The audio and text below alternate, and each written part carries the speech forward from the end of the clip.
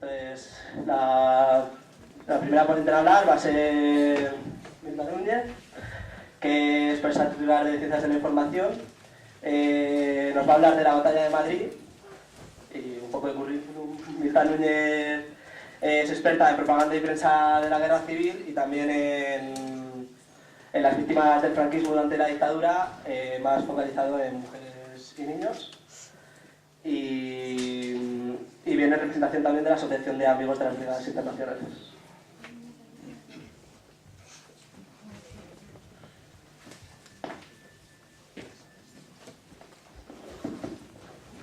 ¿Estar así? Bueno, es un poco incómodo. Buenas tardes. Me encanta estar en la Facultad de Historia, que es también en gran parte mía, y muchísimas gracias a la asociación, siempre pienso, Unión de Hermanos Proletarios, pero es por esto de la historia, Unión de Historiadores Progresistas, que además es un nombre muy alentador, porque hoy en día vamos hacia un mundo, ¿no?, en que las adscripciones políticas claras se borran, ¿no?, en eufemismos, pero en este caso es muy clara. Y realmente el tema que voy a tratar, una hora, ya le dije en su momento a Rosa, y digo, oye, que vamos a matar aquí a los asistentes. O sea, una hora entera, muchísimo, 3/4 de hora y un cuartillo de hora de charla, es que tengo otras cosas, pero vamos, al final todo se extiende. Y bueno, el origen de mi interés por este tema es porque hice mi tesis doctoral sobre la prensa de guerra hace poco, me lo veréis por las canas, la prensa de guerra en la zona republicana durante la Guerra Civil Española, y a raíz de eso pues hice lo que se llamaba antes mi mili, hice mi servicio militar y bueno, este tema y el tema de la posguerra y todos los que están enlazados pues forman parte de mi vida, ¿no?, y de mis intereses, y creo que la historia cumple una función social.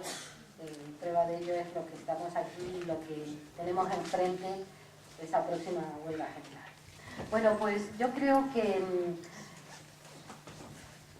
lo propio sería decir que durante la defensa de Madrid nos encontramos con una nueva retórica, con un nuevo discurso visual, con un nuevo universo simbólico. Y todo ello en evolución, va cambiando a lo largo del tiempo. Sin embargo, esto, diríamos, son hermosas metáforas. En la praxis, lo que vamos a decir son esos cambios fundamentales que tienen lugar en torno a septiembre-octubre de 1936 y que le insuflan vida a un moribundo que era la República. A ese moribundo que había llegado a la situación extrema por el golpe militar, aunque los que estáis aquí lo sabéis, el golpe militar del 17 de julio, 18 de julio de 1936. Evidentemente, lo que tenemos que ver es un orden internacional hostil a la primera democracia española del siglo XX. Que le guste o que le disguste, a quien le disguste, fue la Segunda República Española. En ese ámbito es importante situar el binomio de la defensa militar, porque realmente en ese momento es en el cual se dilucida dos modelos de defensa en la República: el modelo de milicias y el modelo de ejército popular regular. Y este es un tema que sigue siendo polémico. ¿Por qué se abandona el modelo miliciano? En septiembre de 1936, los sublevados y sus mercenarios habían llegado aquí, a la cintura de Madrid, aquí donde estamos, a la ciudad universitaria. Y en ese terreno, claro, estamos en una situación límite. La capital de la nación puede caer en manos de los golpistas, y si cae, desaparece la República. Las milicias, indudablemente, estaban formados por voluntarios, mayoritariamente hombres y minoritariamente mujeres, jóvenes, incluso menores de edad, y no es que no hubieran sido heroicas, es que se enfrentaba un ejército profesional que se había entrenado en el ejército en la guerra de África en muchos casos, con voluntarios que habían tomado las armas como buenamente habían podido y por razones de convicciones y de conciencia en la mayor parte de los casos.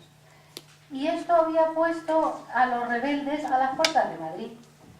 No se habían podido frenar una vez que los Heinkel y los Messerschmitt habían trasladado a las tropas de Franco y al ejército mercenario marroquí desde el protectorado español hasta Cádiz, no se había podido frenar.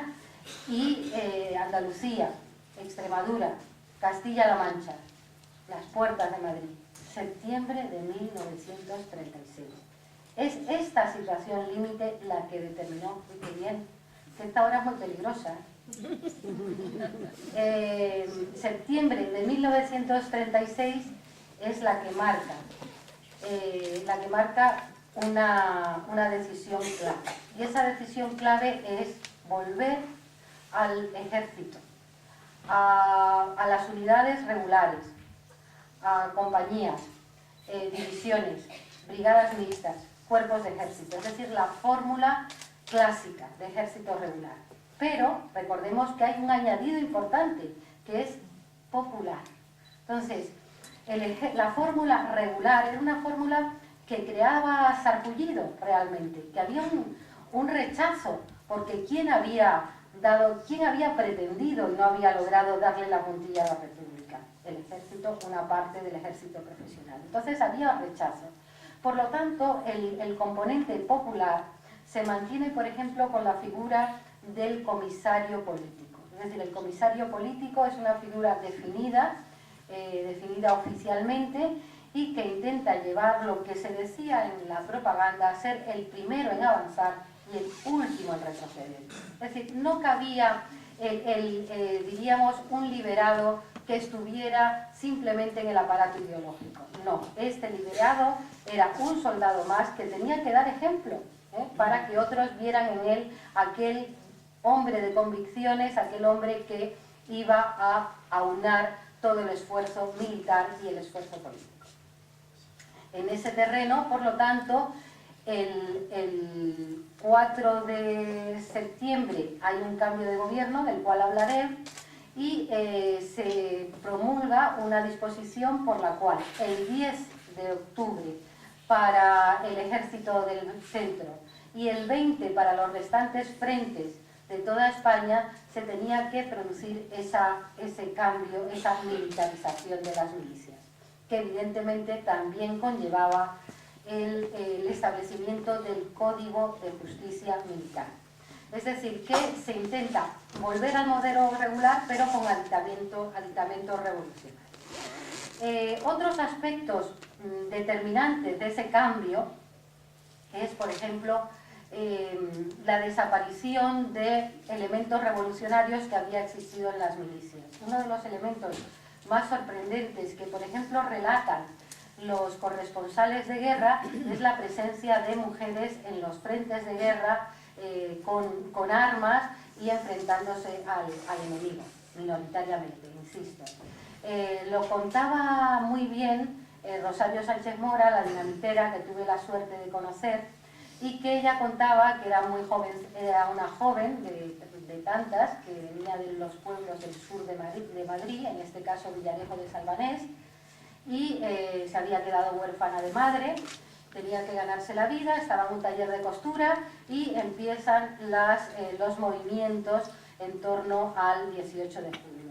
Y llegaron unos jóvenes al taller de costura y le dijeron: compañeras, el fascismo ha dado un golpe, tenemos que movernos, no podemos admitir volver a la bota del ejército, a la bota del clero, etcétera, etcétera. Subiros al camión. Y entonces se creó un silencio allí en el taller y ella levantó la mano. Compañeros, pero si solo somos mujeres. Sí, compañeras, es con vosotras. con las que contamos. Pero, ¿de verdad me llamáis a que me suba al camión? Sí, sí, sí. Las mujeres también tienen que forjar la nueva sociedad. Y ella, ni corta ni perezosa, se subió al camión y llegó a Somosierra. Y allí en Somosierra, una de las primeras bofetadas de realidad que se encontró es que la mandaron a cocinas. Y entonces ella reclamó al responsable, le dijo, vamos a ver, compañero. O sea, yo he cogido las armas, he dejado mi taller de costura, me he venido aquí al frente, me pueden matar, me pueden mutilar, me pueden herir, y yo en la cocina. Vamos a ver, si yo estoy aquí es para luchar, ¿eh? Si no, para la cocina me voy a mi casa. Y por lo tanto, un sector de mujeres se incorporó al frente y ella, que con otros compañeros hacía bombas de mano con latas de leche condensada, que se dice pronto, pues claro, eran poco seguras y una bomba de mano en esa lata de leche le cortó su mano izquierda. Esa es la inspiración que recibe, esa realidad es la que recibe Miguel Hernández para escribir su poema dedicado a la dinamitera. Y de esa situación inicial, ¿no?, de estas mujeres, se pasa a una segunda fase en la cual la presencia de la mujer es discutida. La presencia de la mujer crea problemas y tampoco hay que echarle mucha imaginación, ¿eh?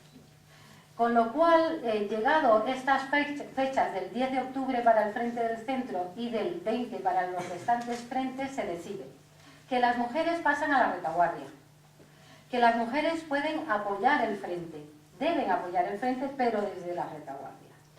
Y otro de los elementos que también tienen lugar junto a esta disposición es que los jóvenes menores de edad van a ser retirados de los frentes. Y curiosamente el otro día que hubo un acto en la Biblioteca Histórica Marqués de Valdesilla, de la Complutense, pues con Marcos Ana, que sabéis que es el preso político que más tiempo ha estado en las cárceles franquistas, ininterrumpidamente, 23 años, pues él contaba que él era uno de esos jóvenes que cogió el fusil a los 16 años y que se encontró con que era enviado a la retaguardia porque ni siquiera llegaba a los 18 años y los menores debían cumplir otras misiones en la retaguardia. Bueno, pues ese conjunto de misiones, de disposiciones, son las que le dan indudablemente un cambio fundamental a la República y diríamos posiblemente más cohesión en el ámbito de la defensa de cara a el enfrentamiento con el ejército golpista. Si importante fue la disposición militar, muy importante también fue la política, porque increíblemente, y esto cuando se cuenta en clase, pues parece curioso, ¿no?, que el 16 de febrero del 36 todavía la República en paz, a pesar de la artillería pesada que le dirigía a la derecha, esta República, en esas elecciones, las últimas libres antes de la guerra, en esas elecciones gana el Frente Popular y sin embargo los gobiernos siguientes no son del Frente Popular, son gobiernos republicanos, por distintas razones. Tiene que llegar el 4 de septiembre de 1936 para que, encabezado por Francisco Largo Caballero, se constituya el primer gobierno del Frente Popular, con un carácter de unión nacional. Todas las fuerzas antigolpistas, todas las fuerzas demócratas unidas para intentar frenar al invasor. Y esto fue fundamental, esta disposición fue fundamental para aunar, para unir a las fuerzas políticas que apoyaban el gobierno democrático. Curiosamente, y esto también son de esas cosas que vistas desde fuera se cuentan pero no se creen, los anarquistas, como sabéis, se van a integrar en un plazo muy breve se van a sumar a esas fuerzas para defender la legalidad. Y lo que se estaba desarrollando en el ámbito de la política nacional también se desarrolla en un ámbito menor. La defensa de Madrid, la eficaz defensa de Madrid, no se entiende sin la constitución de la Junta de Defensa de Madrid. La Junta de Defensa de Madrid, que además en esta facultad pues, ha tenido una publicación de hace muchos años que fue fundamental, de Jesús Martínez y Julio Aróstegui, con las actas de la Junta de Defensa de Madrid. La Junta de Defensa de Madrid se queda aquí para defender esta ciudad y para parar el acceso que llegaba aquí al río, que llegaba a la Casa de Campo, que la había abierto la República al pueblo de Madrid, que las cancillerías extranjeras estaban llamando a sus representantes en Madrid. Decía, iros, porque no os podemos garantizar la seguridad. Bueno, pues con todas esas negras perspectivas, aún así, hay un sector importante de la población que decide no huir, que decide sentarse, pararse, mejor dicho, a luchar. La Junta de Defensa de Madrid tiene un enorme poder, intenta coordinar el esfuerzo bélico, intenta coordinar el esfuerzo político. Y eso es fundamental, porque uno de los problemas que expuso la milicia es la falta de coordinación. No se sabían las fuerzas con las que se contaba. Y esto lo cuenta Rojo también. ¿Con qué fuerzas contamos en el frente de Usera? Bueno, creo que la columna de... ¿Estás seguro? A mí me dijeron que habían evacuado. Entonces, ¿cómo vamos a defender una ciudad si no sabemos con qué fuerzas contamos? Y la Junta, una de las primeras tareas de esa Junta de Defensa fue la coordinación del esfuerzo bélico. Hay que recordar que, claro, al generarse este nuevo órgano, siempre crea, diríamos, sensibilidades, y pronto va a sumar a su denominación el término Junta Delegada de Defensa, para evitar susceptibilidades y dejar claro que se sometía a la voluntad del gobierno. Pero hay que tener en claro una cosa, claro, es que el gobierno, como es sabido, abandona Madrid, dirigiéndose hacia Valencia. Claro, una opción discutible, pero hay que recordar una cosa, que Madrid estaba asediada en primera línea, y qué oferta maravillosa se le podía hacer al enemigo, que cayese la ciudad con el gobierno en pleno, así en la mano como una fruta madura. Militarmente, estratégicamente, la salida del gobierno tenía su lógica, pero evidentemente fue una lógica muy discutida y discutida. En el orden internacional, hay una presencia que influye en la defensa e influye también en ese statu quo internacional. Las brigadas internacionales. Ese hermoso ejemplo de la historia universal, ¿no? Y en estas brigadas internacionales, también llegadas de aquella manera, ¿no? No se sabía claramente cuántos eran, quiénes eran, de dónde procedían, etcétera, etcétera. Sin embargo, dada la situación límite, son llamados a participar, a integrarse en la defensa de Madrid. Son parte fundamental de esa defensa de Madrid, aunque no son solo la defensa de Madrid, porque en esta vida, como ocurre muchas veces, se va de un extremo a otro y se dice, no, Madrid se libera gracias a las brigadas internacionales. No, Madrid se libera también, o Madrid se defiende también gracias a las brigadas internacionales, evidentemente con un mérito superior, que es el venir de otros países a luchar a este país y defender la libertad del mundo desde Madrid. Las brigadas internacionales fueron, lo que dirían hoy los jóvenes, un subidón. ¿Por qué? Porque Madrid se sentía sola y con las brigadas internacionales se levanta la bandera de no estamos solos. También se levanta la bandera de por vuestra libertad y la nuestra. Es decir, que sí había una constatación por parte de ese colectivo, vamos a llamarlo, de hombres, un pequeño sector de mujeres conscientes, conscientes políticamente, de que en España se estaba gestando y se estaba jugando el futuro de la humanidad.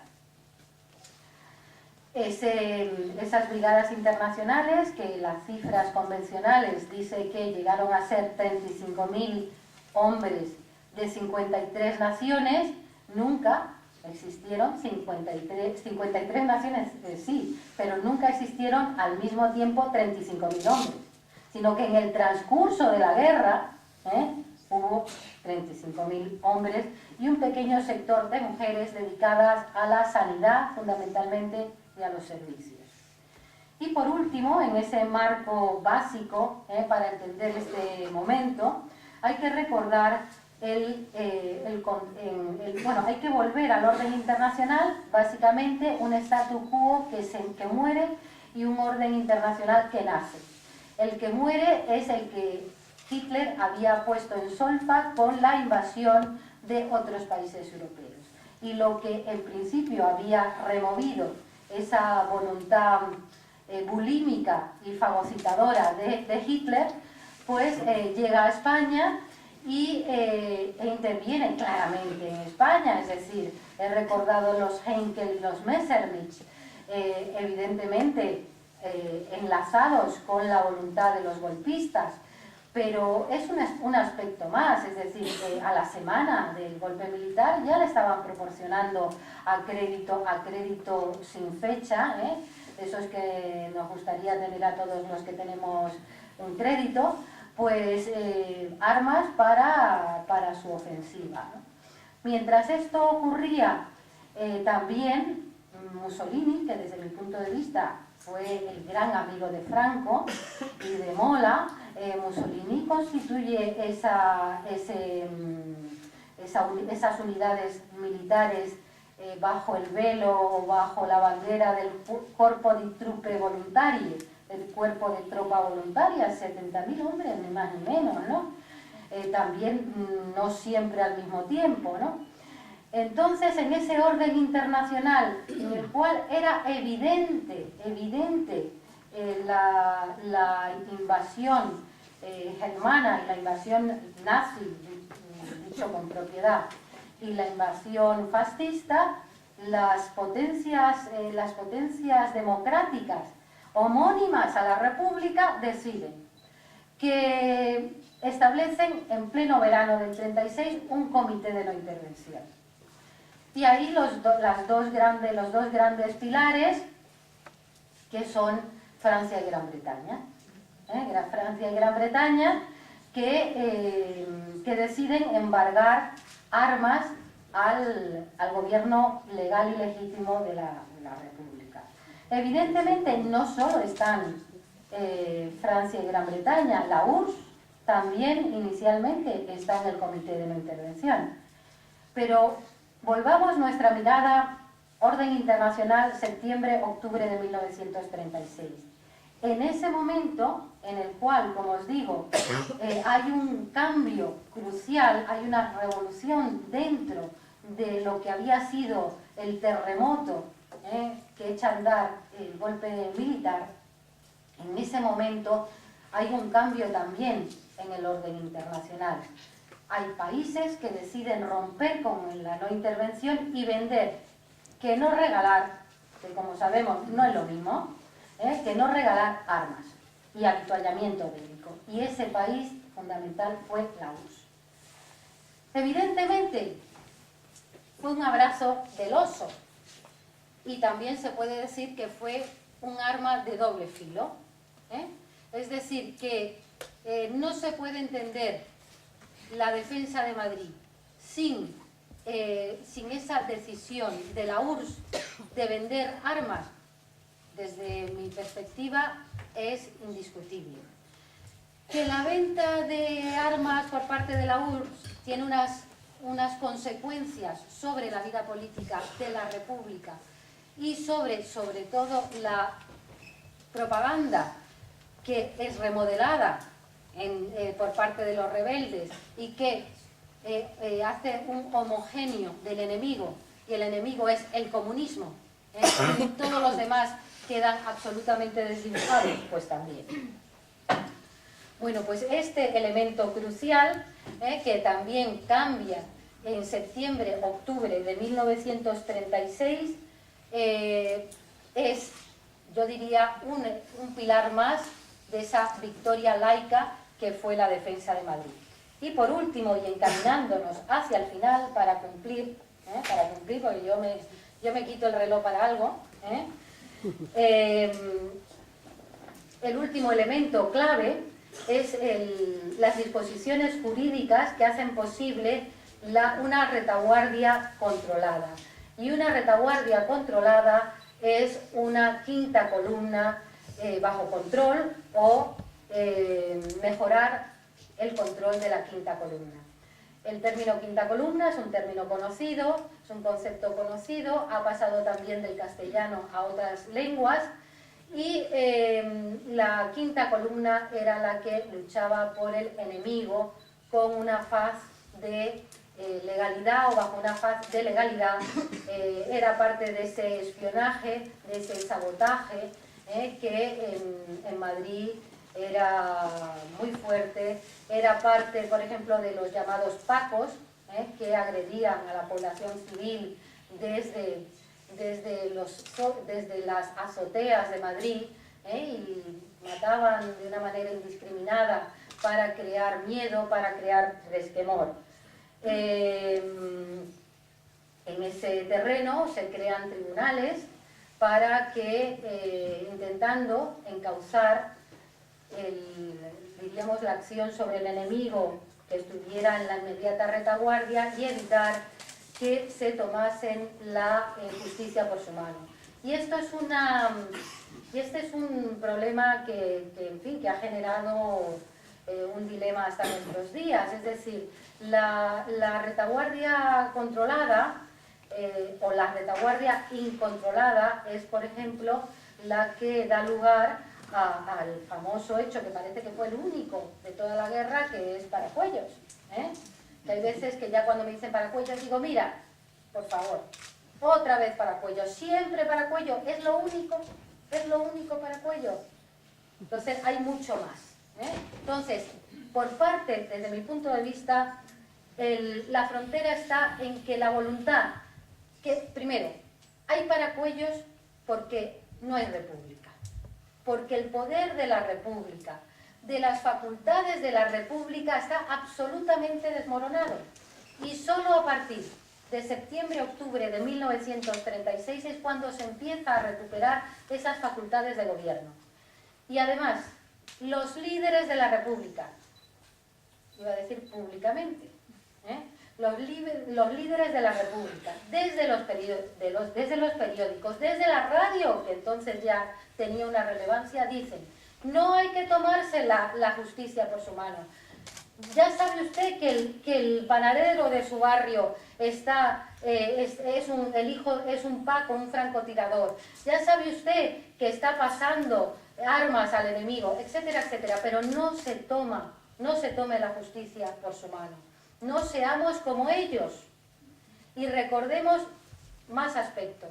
Recordemos que desde 27-28 de agosto de 1936 Madrid está siendo bombardeada. Está siendo bombardeada todas las semanas. Y yo digo que a Madrid le ha faltado cantor, un poco haciendo una alusión clásica. Decía, me parece que era Píndaro, el que no hay batalla sin cantor, no hay victoria sin cantor. Bueno, pues Madrid le ha faltado cantor. Y también le ha faltado porque en Madrid no hay nacionalismo. Entonces otros se acuerdan más de sus gracias que la propia Madrid. Bueno, pues Madrid tuvo decenas de Guernicas y nadie se acuerda que tuvo decenas de Guernicas. Entonces los bombardeos inciden muy, muy fuertemente. Los evacuados, los refugiados, llegan miles de evacuados y refugiados a una ciudad hambrienta al que solo la unía la columna vertebral de la carretera de Valencia. Se pasaba hambre y aún así llegaba gente. Y decía, ¿y con qué las vamos a alimentar? ¿Esas gentes de dónde venían? De Extremadura, de Castilla-La Mancha, de Andalucía. Y claro, venían no solamente hambrientos, venían con información. ¿Y qué información traían? Pues por ejemplo, Badajoz, lo que habían hecho los rebeldes en Badajoz. Elementos que inciden en esa masiva presencia popular en las calles de Madrid contra el fascismo. Con ello llegamos a esta fecha crucial de septiembre, octubre, noviembre de 1936, que yo creo que no es exagerado denominarlo un milagro laico.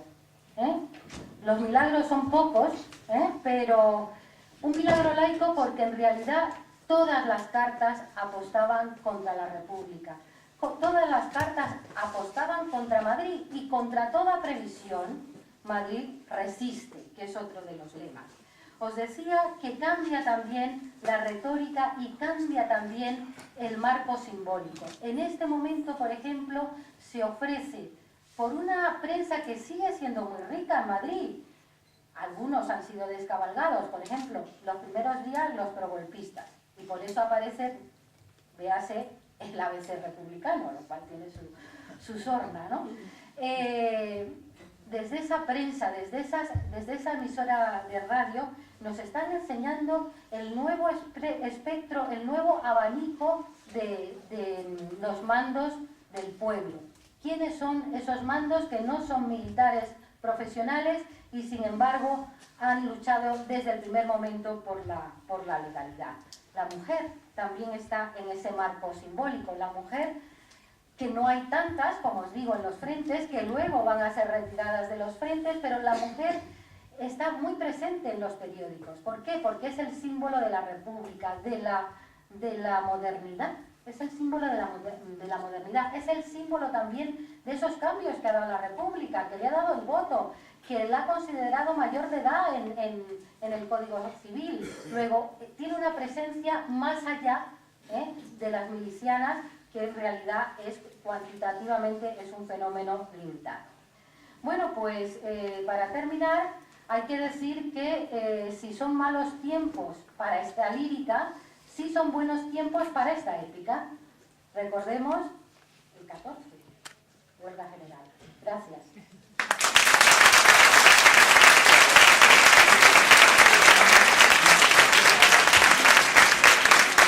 Muchas gracias.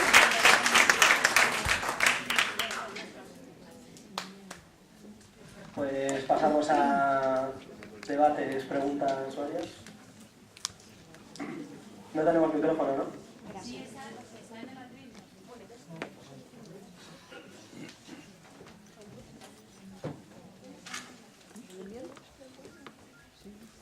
Bueno, siento haber ido un poco rápido y en este caso siempre estás en el dilema de cumplir un poco con la hora o extenderte.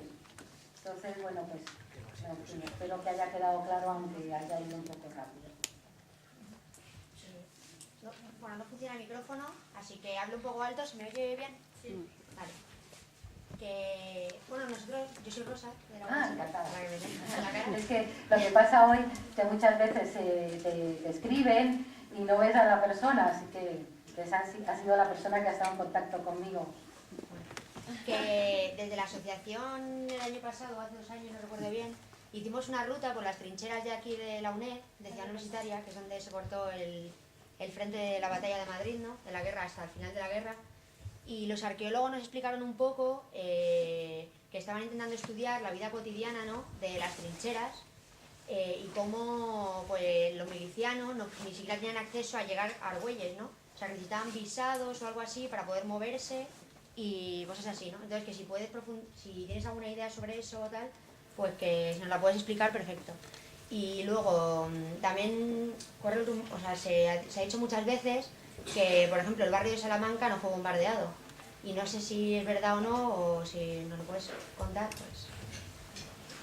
Bueno, pues este momento apasionante de la historia de España, evidentemente hoy hay un interés en sectores de la sociedad, y tengo que decir que hay una asociación que se llama GEFREMA, y hay otra asociación que se llama la ABI, Amigos de las Brigadas Internacionales, en su nombre también intervengo hoy, que hacen itinerarios por las trincheras de la batalla de Madrid, o de la defensa de Madrid, o de la batalla de la ciudad universitaria, que son muy interesantes, porque realmente, y además hay muchos especialistas también en lo que es este mundo militar. De hecho, aquí tenemos a un compañero que va a hacer un itinerario por los lugares de las brigadas internacionales en Madrid, ¿no? El itinerario de la 11 Brigada Internacional, que es la primera que se constituye y que... levántate para que te vean. Eres tú. Y que cuenta pues cómo, bueno, pues cómo primero se forma la unidad, porque claro, se forma con voluntarios que van llegando y que, bueno, pues por ejemplo suben por las brigadas, suben por la Gran Vía. Algunos habían hecho el servicio militar en su país de origen, algunos, no todos, y además para el pueblo de Madrid, como dije en su momento, pues fue un subidón tremendo, ¿no? El no estamos solos, y luego aquellos hombres que sabían en algunos casos marchar, cosa que no era tan generalizado en la zona republicana, pues claro, inspiraron mucha confianza. Aquí tenemos un ejército con nosotros. Y esa imagen fue tremenda, ¿no? Entonces, hay que entrar también en la 12ª Semana de la Ciencia, la que se está desarrollando ahora. También hay un itinerario que lo podéis entrar, es una pestaña de las que se entra por UCM, nuestra universidad, ucm.es. Hay una pestaña Semana de la Ciencia, y una de las actividades que se hace es esa, itinerario por el frente de Madrid.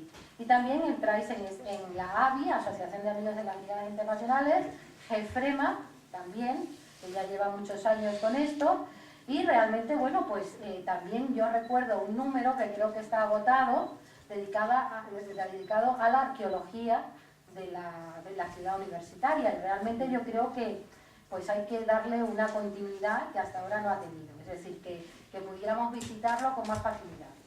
¿Cuál era la otra parte? Los visados. Claro, ¿cuál es el problema? Que Madrid, la ciudad de Madrid es frente de guerra. Argüelles, por ejemplo, tiene que ser desalojado. Y ahí os reenvío a los poemas de César Vallejo, a los poemas de Pablo Neruda, ¿no? Mi hermosa casa de las flores. Entonces, daros cuenta lo que es que el frente de guerra esté aquí. Y que el frente de guerra llegue al clínico. Que en el clínico se combate planta sobre planta. Y que hay una guerra de minas en el clínico. La colaboración de los asturianos algo ayudó, pero uno de los problemas serios y permanentes de la República es que se construye el ejército en el transcurso de una guerra, con lo cual, imaginaros lo que eso significa, la enorme dificultad de crear un ejército durante una guerra. Y bueno, pues ese es el grave problema. Entonces, no puedes dejar pasar al enemigo, hay que controlar y hay que evitar esa posibilidad. Y claro, para que pase, el que pasa tiene que tener un visado, tiene que tener algún tipo de contraseñas, esas que hemos visto en las películas. Es decir, que sí se dificulta, pero tiene una lógica militar, ¿no? Realmente, yo cuando he estudiado esto, te entra mucha ansiedad. Porque dices, ¿cómo se hacían las cosas sobre la marcha? Y no se han podido hacer bien muchas veces porque se hacían sobre la marcha. Y con mucho voluntarismo, como hacemos las cosas, con mucho voluntarismo, pero con poca eficacia. ¿Y lo del barrio de Salamanca, no era que no fue bombardeado? Las noticias, hasta donde a mí me han llegado, sí que no se bombardeaba el barrio de Salamanca. Pero sí, por ejemplo, sí fue muy polémico y ese es un tema que ha recibido alguna atención bibliográfica, quizás no toda. La que merece es el bombardeo del palacio de los duques de Alba, de los duques de Alba, que está en Argüelles, que sigue estando, y que claro, el duque de Alba, que entonces encabezaba la familia noble, pues se subía por las paredes, porque dice, pero bueno, encima los míos. Pero claro, no era tan fácil afinar, parece, en la época, y la destrucción fue inmensa.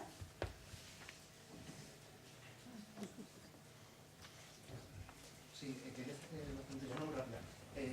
Ese proceso de construcción del Ejército de la República finalmente no fue capaz de conseguir la victoria, pero sí consiguió que una república que estaba muerta ya casi en septiembre del 36 aguantara hasta el año 39 e incluso consiguió realizar operaciones tan complejas como el paso de un río en el Ebro. Es decir, a pesar de las dificultades de república asediada y demás, y de hacerlo todo sobre la marcha, de partir de casi de cero, porque muchos militares profesionales, la mayoría de ellos no eran de fiar y demás, el éxito es asombroso, ¿no?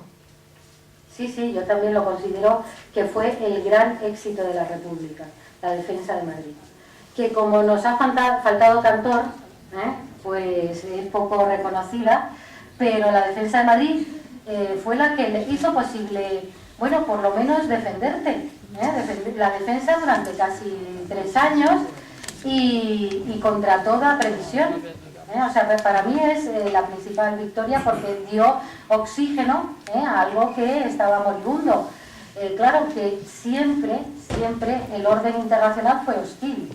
De hecho, el propio Roosevelt, que encabeza la neutralidad, también fuera de la supuesta neutralidad, pues cuando triunfan los rebeldes, él lo siente, porque además su mujer, Eleanor Roosevelt, fue muy pro-republicana, pero no logró cambiar el signo de Estados Unidos. Y Estados Unidos también, mientras era parte del embargo de armas, por ejemplo, pues sus 7 hermanas, ¿no?, las grandes multinacionales del petróleo y de derivados, le vendían petróleo a los rebeldes. O sea que, además, te subes por las paredes porque, claro, tú dices, pero hombre, una cosa tan evidente, era publicitado no solamente en España, sino fuera de España, pero era un ejercicio de cinismo continuo. La República presentaba en los organismos internacionales, la Sociedad de Naciones, el presidente de la ONU, ¿no? Mire, tenemos todo tipo de comprobación de lo que Hitler le está dando, lo que Mussolini le está dando, lo que Portugal significa para la España de Franco, etcétera, lo que los marroquíes, etcétera, etcétera.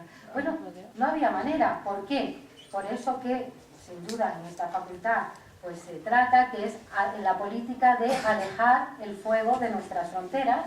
Entonces, ¿entregamos a España? La entregamos. ¿Entregamos a Austria? ¿La entregamos? Con tal de alejar el fuego de mis fronteras. Quería hacer la segunda pregunta. Has terminado, yo creo, la presentación justo con esa idea. Lecciones para hoy, para la lucha política de hoy de la batalla de Madrid. Lecciones positivas y negativas. Mucho pregunta. Lecciones, casi te podría responder con los 3 puntos de Figueras, pero no con la síntesis final de la propaganda republicana, ¿no? Lecciones de la victoria de la defensa de Madrid. Bueno, unidad, muy importante, muy actual. Resistencia, muy importante, muy actual. Lo que se te presenta por todas partes como no hay otra solución, esto es así y no lo mueve nadie, pues no es verdad. Es decir, contra ese determinismo que caía sobre la República de salir corriendo porque esto cae, la República se defiende. Yo creo que esa es la resistencia, la unidad, el no dejarse amilanar por la propaganda contraria, porque en el fondo una parte importante de la propaganda que te está diciendo sal corriendo, porque va a caer Madrid. Entonces, yo creo que son así un poco a vuela pluma esas lecciones.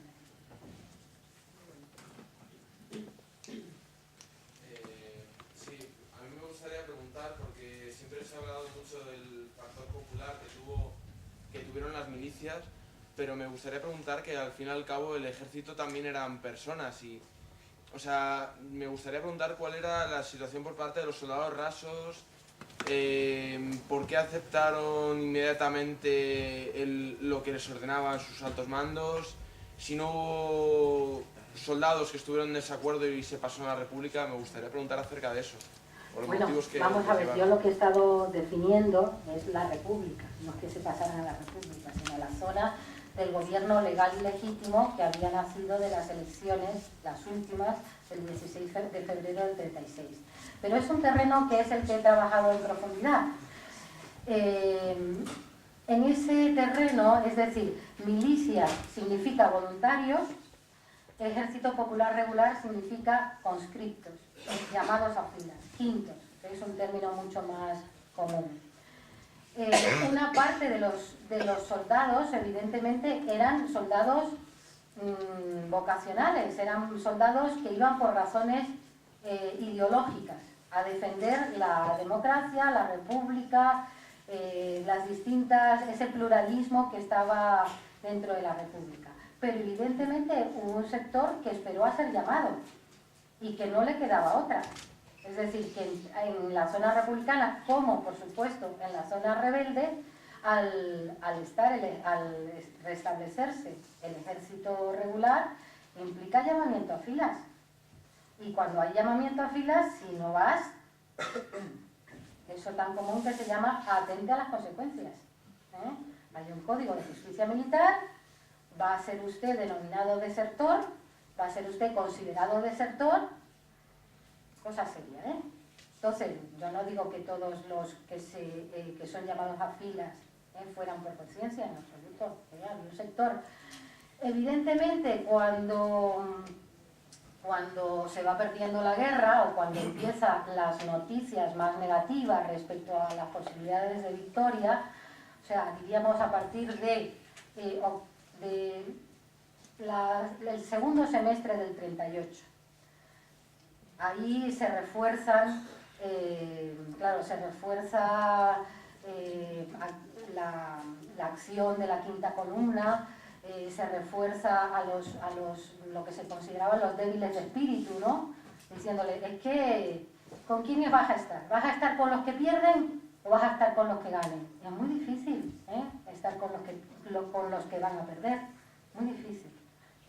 Entonces, claro, ahí la República, una vez que a partir de septiembre-octubre del 36 diríamos que hay un reforzamiento y una consolidación del gobierno, del ejército y de todo el aparato administrativo, la República también cambia su propaganda. Y por ejemplo, ya a la altura, yo creo que ya es a la altura de la primavera del 37, lanza los 13 puntos de la victoria.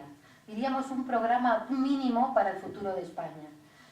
Un programa para intentar atraer también a la población civil de la zona rebelde.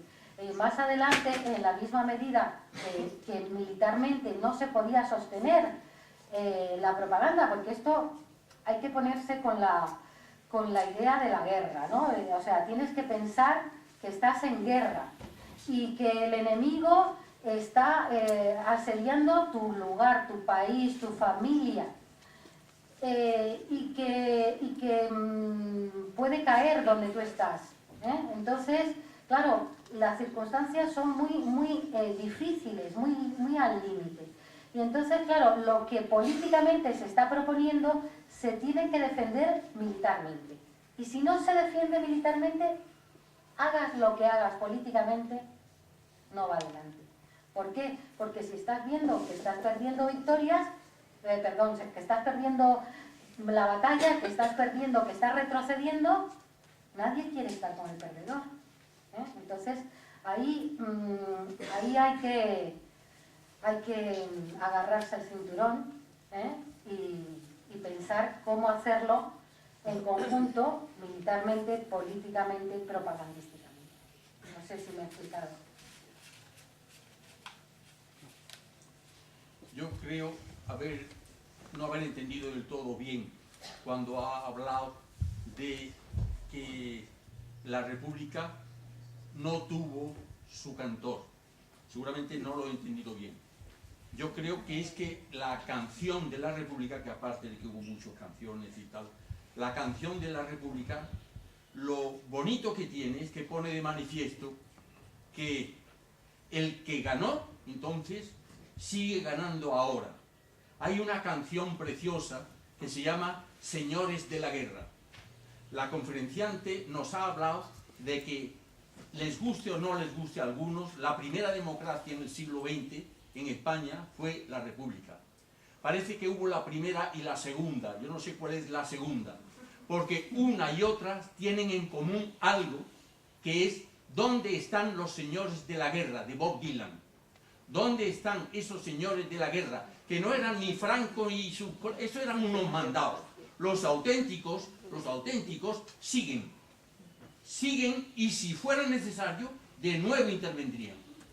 Así que no hay una democracia entonces y una segunda democracia ahora, no. Siempre hay una democracia que afortunadamente vive y desgraciadamente hay unos señores de la guerra que están siempre ahí para cuando lo suyo está en riesgo.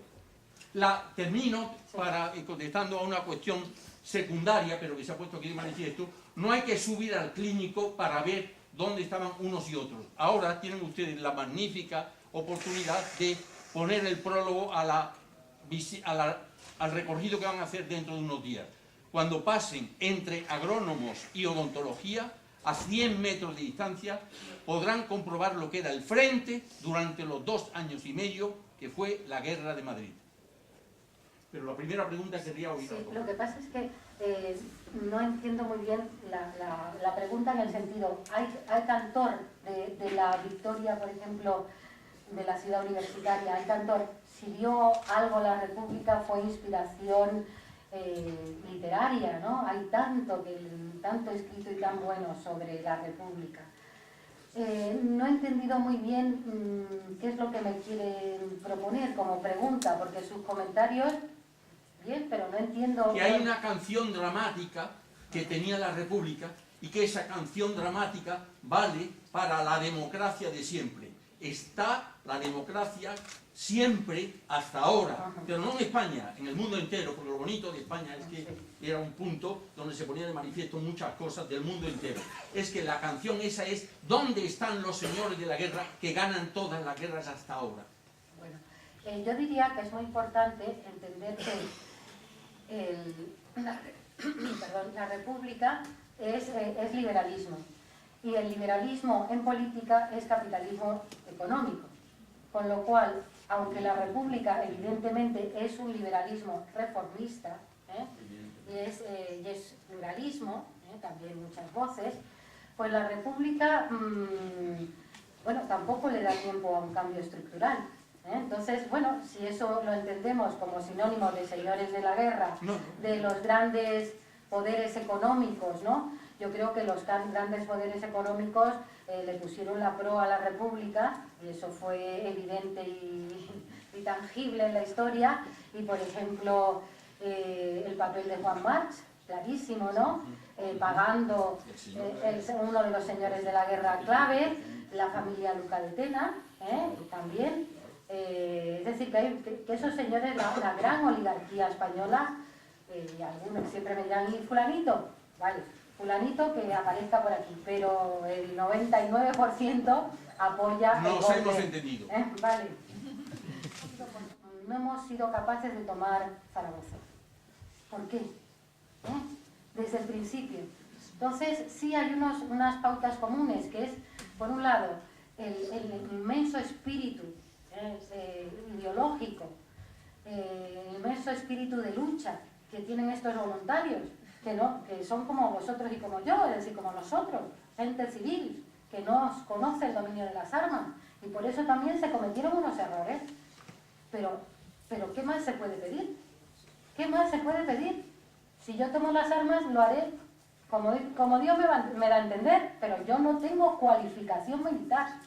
Y los que están enfrente sí la tienen. Y por eso retroceden las milicias. ¿Que hay milicias más eficaces que otras? Sí, pero diríamos que el signo común compartido es que compartido involuntariamente compartido es la falta de coordinación, y eso es lo que lleva a la aceptación, y con esto retomo lo que decía el otro compañero que intervino, ¿no? La aceptación del Ejército Popular Regular, porque claro, lo que la gente no quería es que Madrid cayese. Ese era el problema. No era tanto el problema ideológico, si las milicias habían dado todo lo posible.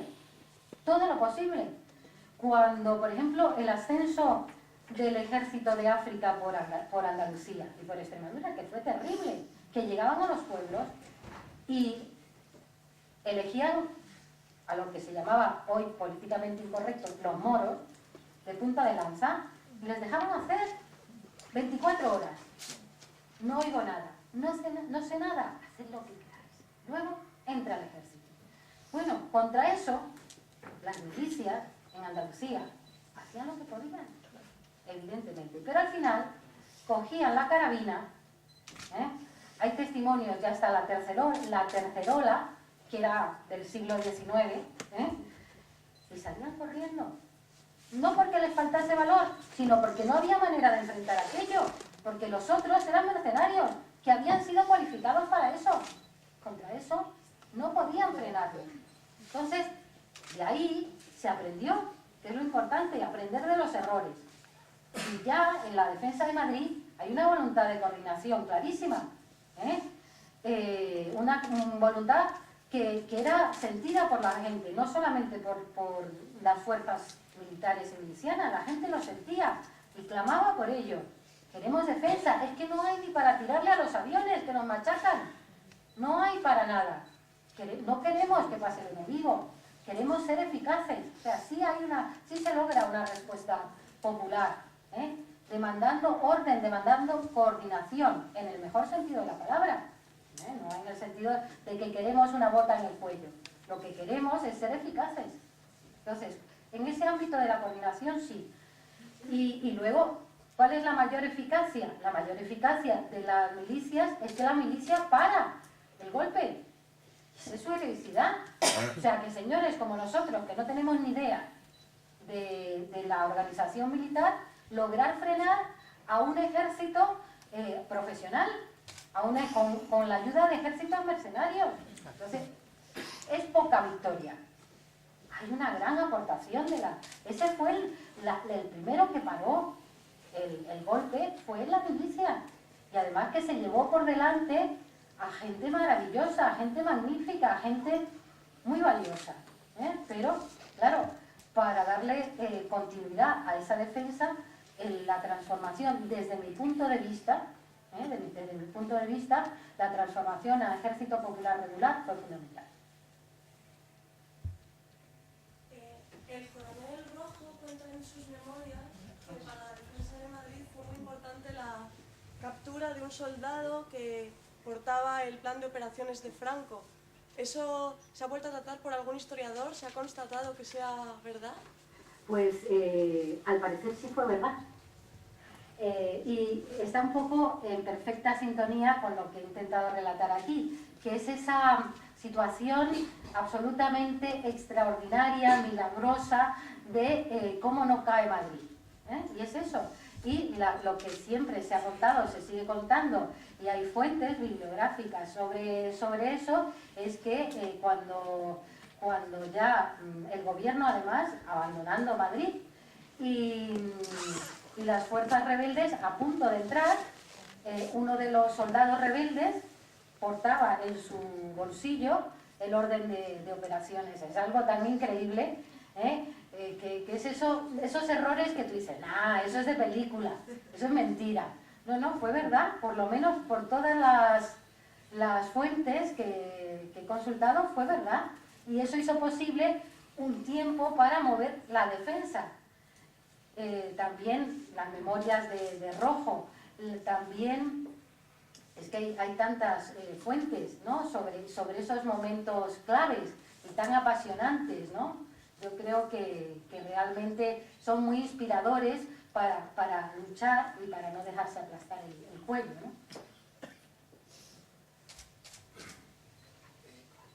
Yo quiero preguntar una cosa, que a lo mejor la has tocado pero demasiado breve, y es sobre el tema de la Junta de Casado. Es decir, para mí entender, una de las cosas que más ha afectado también a la defensa de Madrid y a la República y a la guerra ha sido un poco esa gran división que había entre la propia izquierda y entre toda lo que es el Frente Popular y todo esto, y en algún momento donde ya incluso se produce ahí pues algo tan grave como algunos lo llaman un golpe de Estado, un segundo golpe de Estado, que golpea fuertísimamente a la República.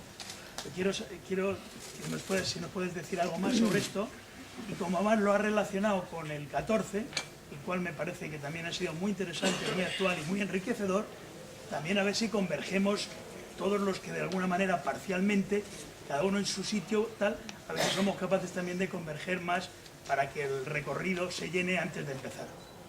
Muy bien, gracias. Además, lo que pasa es que ya la frase ha quedado absolutamente desacreditada porque bueno, los coloquios televisivos y en todas partes dicen, me alegro de su pregunta. Me alegro mucho de su pregunta o de su comentario, porque realmente el tema de la desunión en la República es algo tan reiterado y no es que sea mentira, ¿no? Vamos a ver, en una democracia liberal, y además en este caso la primera democracia, aunque fuera la Segunda República, la primera democracia española del siglo XX, pues claro, es que hay un pluralismo político, sindical, ideológico. Entonces la República, en principio pretende mantenerlo, ese pluralismo. Y de hecho, las Cortes vuelven a abrirse. De hecho, por ejemplo, la promulgación del Estatuto de Autonomía gallego está ya en guerra, es el último que se promulga en guerra. En fin, que la República siempre quiere exponer, defender que sigue siendo una democracia asediada, pero sigue siendo una democracia. Y por lo tanto, hay diversidad de presencia política. Claro, ahí está la dinámica de la guerra frente a la dinámica ideológica. Porque la dinámica ideológica te dice que es una democracia, el pluralismo, el poder civil tiene que predominar sobre el poder militar, la República siempre pretende que el poder civil predomine y por lo tanto no toma una medida que a mí me angustia muchísimo con las investigaciones, que es por qué no se promulga estado de guerra. ¿Por qué no se promulga estado de guerra? Me podríais decir, bueno, es que hay estado de guerra, sí, en febrero de 1939. A esas alturas yo diría que fue contraproducente. ¿Por qué? Porque le dio a los militares golpistas el contragolpe del que hablaste, el contragolpe de Casado, el golpe de Casado, en los últimos momentos de la República, claro, fue la puntilla, apuntilló a la República. Desde mi punto de vista, se debería haber declarado estado de guerra, con todo lo que ello conlleva. Esto es como la gangrena. Mire usted, tiene la pierna gangrenada. Sabes que la gangrena te lleva a la muerte. Le corto la pierna, se para la gangrena, o no le corto la pierna y rece. La República, en principio, no corta la pierna. Y eso es lo que hace posible, por ejemplo, Casado y los que estuvieron con Casado. Siento el dramatismo, pero esto es así. No fue contragolpe, fue segundo golpe. Sí, estoy de acuerdo. Sí, tenemos una duda en cuanto los 200 árabes argentinos que lucharon apoyando a la República, de los que se habla poco, cuando participaron, no sé si participaron en las brigadas internacionales, porque eran miembros del Partido Comunista Argelino, y estuvieron presentes en la defensa de Madrid. No sé si sabe usted si tuvo alguna representación. Vamos a ver, yo específicamente de si había argelinos en la defensa de Madrid no lo puedo confirmar. Lo que sí sé es que, claro, los magrebíes estaban muy desacreditados porque eran parte del ejército mercenario que apoyaba a Franco. Pero lo que sí es cierto es que hay magrebíes por ejemplo, en el aparato de prensa y propaganda. Claro, era muy importante, ¿eh? Y entonces, por ejemplo, sí me consta panfletos escritos en alfabeto árabe que se enviaban a territorio enemigo. Había una especie de cohetillos, cohetes que se mandan al territorio enemigo con pequeños mensajes diciendo somos esclavos de los militares españoles, luchemos por la independencia, que es otro de las polémicas que siempre hay. ¿Por qué la República no sabe maniobrar y, por ejemplo, declara la independencia del Marruecos español? Bueno, a mí estas cosas me encantan, pero no dejan de ser historia ficción,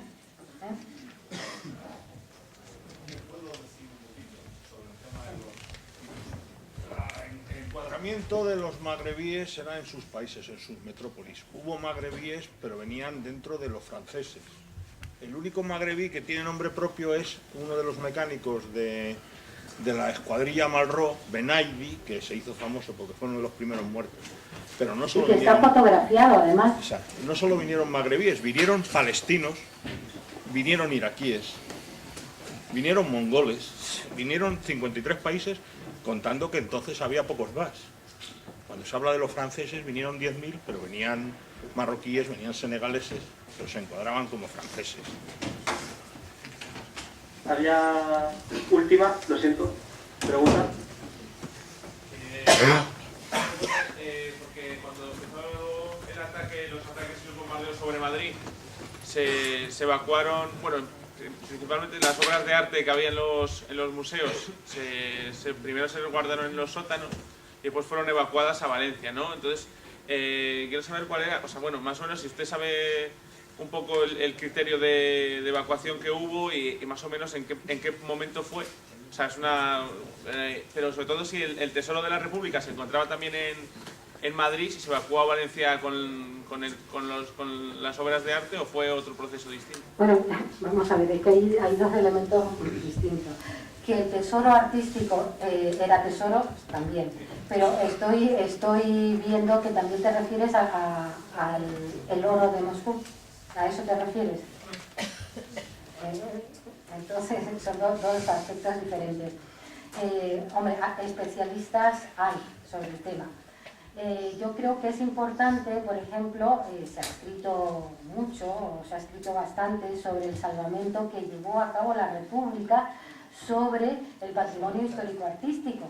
Ya sabemos que se bombardeó el Museo del Prado, que se bombardeó el Palacio de Liria, que se bombardeó las Cibeles, etcétera, etcétera, ¿no? Entonces, claro, hay un equipo que es el que lleva a cabo el salvamento y que finalmente lo saca de España. Me viene a la memoria un especialista que es un profesor valenciano que se llama Agramunt, el libro está aquí en la Biblioteca Complutense y trata el tema en detalle. Otro profesor, que en este caso es de Ciencias de la Información de mi facultad, que se llama Castellari, de segundo apellido castellano, Castellari me parece que es el que hizo una exposición muy interesante del salvamento específicamente del Museo del Prado y que seguramente si estabas interesado en este tema sacaron una parte divulgativa a la calle, que fue muy bonito. Y luego también me viene a la cabeza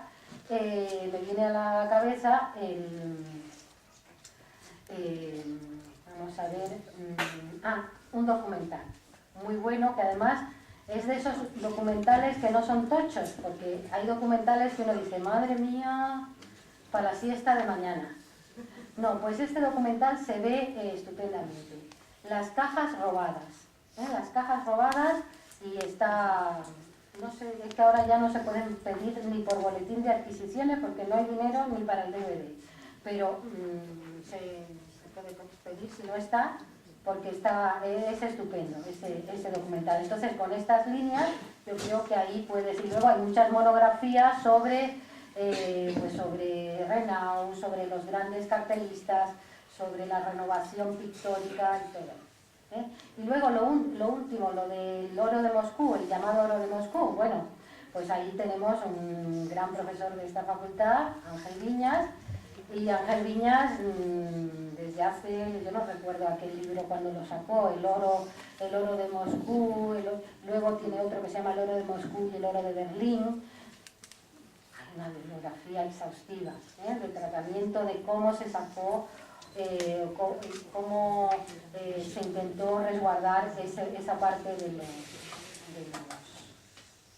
tesoro de la nación.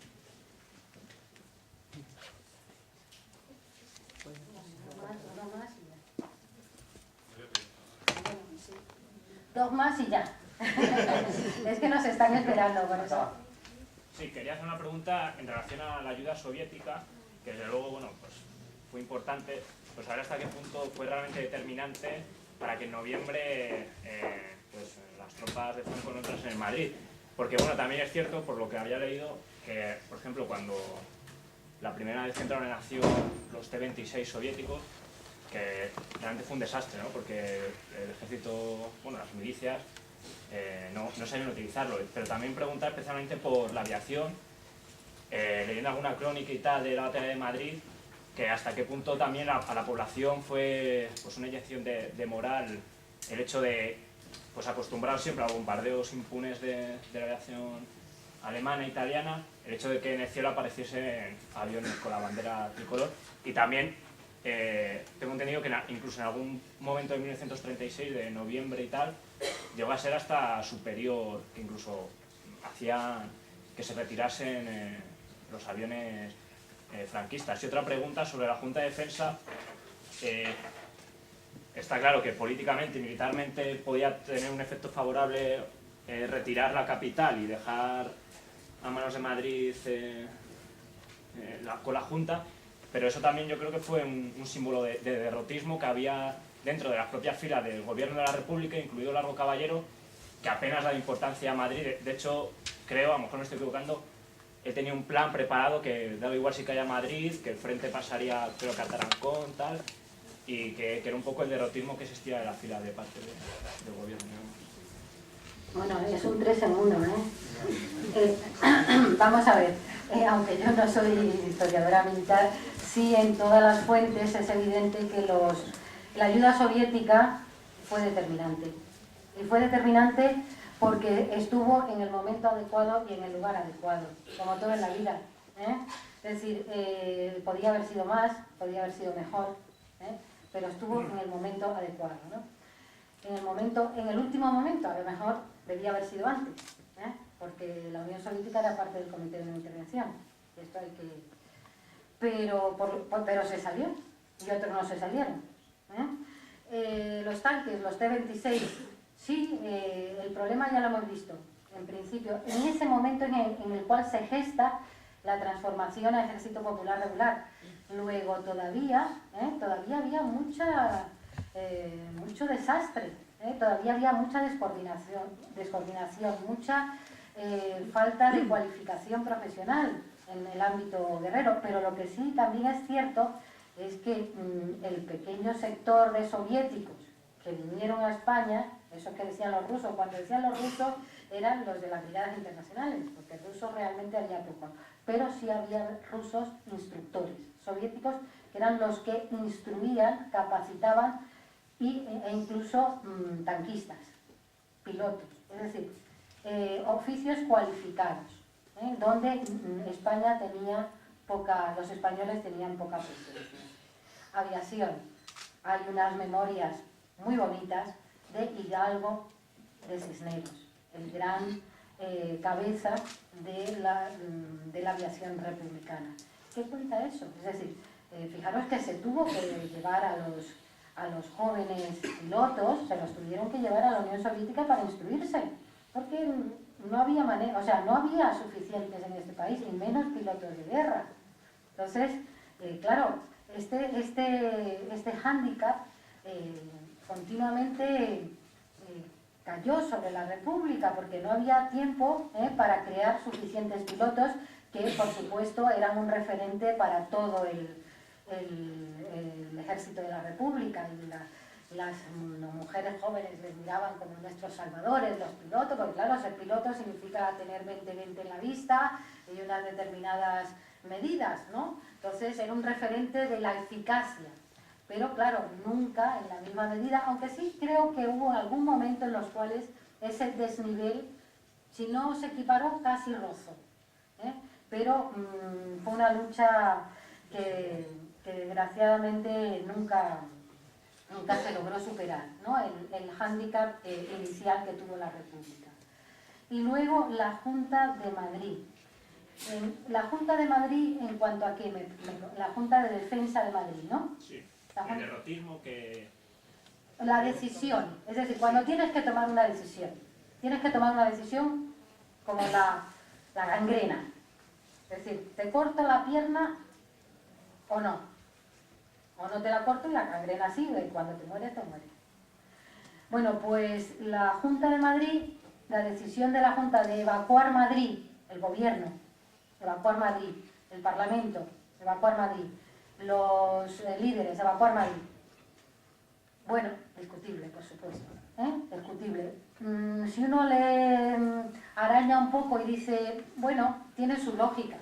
Es decir, si cae Madrid, que no caiga con la bandeja, es decir, cae todo el gobierno de pleno, cae todo el Parlamento, cae, imagínate lo que fuera eso. Y luego, claro, lo que ya se sabía, que continuamente, cuando caían diputados en manos de los rebeldes, no lo contaban. Es decir, que en ese terreno, claro, las noticias de que el diputado no sobrevivía en manos rebeldes. En fin, que sí, que es discutible. No te puedo decir otra cosa. Es discutible. Tengo que ir. Es eso, la decisión que tienes que tomar con el cuchillo al cuello. Digo no, y lo mismo me rebana el cuello. O digo sí y me quita el cuchillo. La última intervención. ¿Sí? Una tónica erudita que se ha expresado aquí, hablando de los combatientes norteafricanos, que la verdad no son muy conocidos, ¿no? Desde el punto de vista de la participación en el lado republicano, no es precisamente uno de los aspectos que más se han tocado. Pues quisiera decir que ese soldado desconocido del que se hablaba antes, que portaba la documentación de los planes de ataque a Madrid, existió. Efectivamente, no era un soldado, era un oficial, pertenecía, ya os podéis figurar, pertenecía a la Legión, era una unidad que se llamaba Reagrupamiento Carristi, que era una unidad italiana, que la mandaba un italiano, cuyo nombre ahora mismo no recuerdo, me perdonáis, pero que fue herido en Navalcarnero, poco antes de empezar lo que era propiamente la batalla de Madrid. Y entonces este oficial, que se llamaba, el apellido sonará porque es de resonancias recientes, era el teniente Vidal Cuadras, pues se hizo cargo de la unidad. El punto donde se produjo este hecho no está muy claro, al parecer. Hay distintas divergencias entre historiadores. Unos dicen que en la carretera de Extremadura, otros dicen que en el puente, en la calle Toledo, mejor dicho, en General Ricardos, con la carretera de Extremadura. Lo cierto es que esto se produjo, y para los efectos, que es lo que nos interesa, pues los planes del Estado Mayor de Varela de tomar Madrid estuvieron inmediatamente en el despacho de Rojo y Miaja en la plaza de las Cibeles con muy poca mediación de tiempo, previo paso por el puesto de mando de Mena, que era, me parece, el jefe del sector del coronel Mena. Y ahora mi pregunta, muy brevemente y muy rápidamente, es referida a los aspectos de la propaganda. La batalla de Madrid tuvo también, además de librarse en los frentes de combate, se libró también en los ámbitos de papel, en las ondas, en el ámbito de la propaganda, de la que, por cierto, tú eres toda una estudiosa y una especialista. ¿Cómo se libró esa batalla entonces? Resumiendo, digamos, estableciendo, digamos, unas líneas muy genéricas o muy específicas de cómo se libró aquella batalla en 1936 y cómo se libra todavía entonces. Todavía hoy en día. Gracias. No podemos tratarlo con tanta extensión, pero sí es evidente, y como nos está comentando este compañero, es decir, sobre cada aspecto se puede trabajar en profundidad. Es decir, todas las fuentes que se pueden utilizar, por ejemplo, para relatar, revisar, profundizar en un hecho puntual, como fue que un oficial del ejército rebelde tiene el parte de operaciones en el bolsillo o donde sea y me dedico a investigarlo en detalle. A ver, ¿quién dice esto? Uno, otro, y uno tras otro repiten. Y llega uno que de pronto te dice algo diferente. Entonces, es parte de la pasión que compartimos, ¿no? Estamos aquí presentes por la historia. Y dentro de esos aspectos de la historia, la propaganda, que tiene un papel fundamental, es guerra también de propaganda, pero la propaganda no es mentira. Yo creo que hay una idea de que la propaganda es mentira. No, la propaganda es elección. Es elección. ¿Qué se ha elegido para esto, para expresar esto, para visualizar esto? ¿Y qué no se ha elegido? ¿Y por qué? Eso es la propaganda. ¿Qué es lo que se emite y qué es lo que no se emite? ¿Qué es de lo que se escribe y de lo que no se escribe? En la zona republicana siempre se mantuvo una mayor apertura en ese sentido que frente al monolitismo de la zona rebelde. Y eso se ve muy bien, por ejemplo, en el número de publicaciones. Es decir, si en la zona rebelde hay una publicación, no exagero, destinada a los combatientes, sin embargo, que se llamó inicialmente La Trinchera, luego se le cambió de nombre, y que lo dictaba ni más ni menos que el cuartel general, el generalísimo, por si cabía alguna duda. En la zona republicana se llegaron a editar en el transcurso de la guerra 454 publicaciones y además otras 50 de las brigadas internacionales. El contenido de la propaganda pues va evolucionando en función de la guerra. Al principio, resistir, victoria, no pasarán. E incluso esos lemas pasan a la cabecera de los periódicos. Hay muchos periódicos que se llaman Venceremos, victoria, es lo que queremos, ¿no? Venceremos, victoria. Luego, claro, la propaganda también hace pildoritas para tragar los malos tragos. ¿Cómo tragamos la pérdida de Málaga? Málaga fue terrible. Y entonces vamos a ver cómo enfocamos esto. Y se echa la culpa a las milicias. De la pérdida de Málaga, que fue un aldabonazo, se echa la culpa a las milicias. La falta de control, la falta de orden, la falta de coordinación, la huida hacia... Entonces, yo creo que es una fuente sabiendo también unas distancias, es decir, qué es lo que me están intentando que vaya por aquí, ¿no? Pero dentro de eso es fundamental esa propaganda. Y luego los grandes ejes propagandísticos, ¿no? Los 13 puntos. ¿Qué queremos para la España del mañana? Soldado, sigue luchando. Queremos una España en que todos los españoles tengan derecho a educación. Esto no suena, queremos que nuestros hijos puedan acceder allí donde no hemos podido nosotros, tengan acceso a la cultura y cosas muy básicas, o sea, 13 puntos también frente al enemigo. El enemigo es militarista, totalitario, clerical, que es lo que quiere la República en todos esos ámbitos.